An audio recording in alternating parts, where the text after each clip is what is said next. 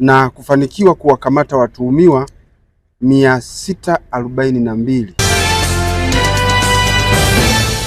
Jeshi la polisi mkoa wa Mwanza linawashikilia watuhumiwa 642 kwa tuhuma za kutenda makosa mbalimbali ya jinai katika kipindi cha kuanzia Mei mosi mwaka huu mpaka sasa. Akizungumza na waandishi wa habari, kamanda wa polisi mkoa wa Mwanza DCP Wilbrod Mtafungwa amesema watuhumiwa hao wamekamatwa kwa makosa mbalimbali ikiwemo ya mauaji, pombe haramu, kucheza kamari, wizi na matumizi ya dawa za kulevya. Hii ni Makali News na hizi ni habari za Makali News kutoka hapa mkoani Mwanza. Katika kipindi cha kuanzia tarehe 1 mwezi wa 5 mwaka huu hadi sasa, jeshi la polisi katika mkoa wa Mwanza limeendelea kufanya misako dhidi ya wahalifu na kufanikiwa kuwakamata watuhumiwa 642 kwa makosa mbalimbali. Mchanganuo wa watuhumiwa hao kwa idadi ni kama ifuatavyo. Watuhumiwa 97 walikamatwa kwa makosa ya kupatikana na pombe haramu ya moshi. Watuhumiwa 5 wamekamatwa kwa kupatikana na zana haramu za uvuvi. Watuhumiwa 158 wamekamatwa kwa kucheza kamari. Watuhumiwa 261 hawa wamekamatwa kwa kupatikana na mali zinazodhaniwa kuwa ni za wizi, na watuhumiwa 5 wamekamatwa kwa tuhuma za mauaji.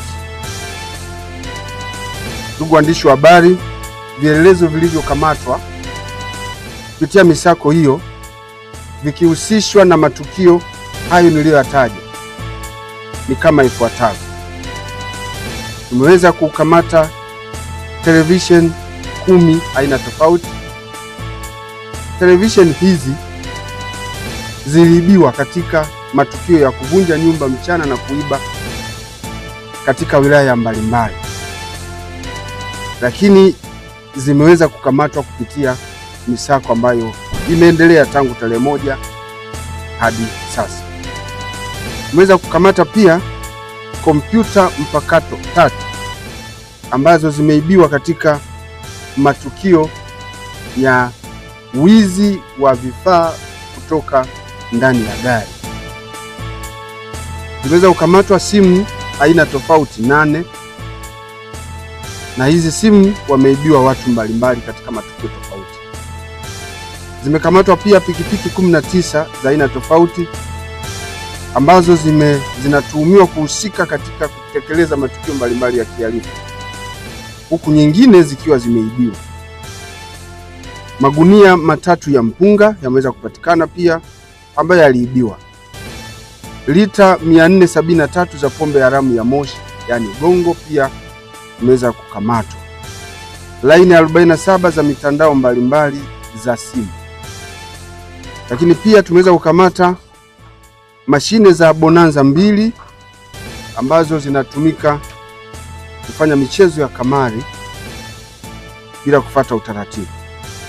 Vifaa vya matumizi ya nyumbani vimekamatwa pia ambavyo ni rice cooker 1, radio 3 aina tofauti na kabati la viatu, magodoro 15, feni 1, baisikeli 1 na vifaa mbalimbali vya kuvunjia.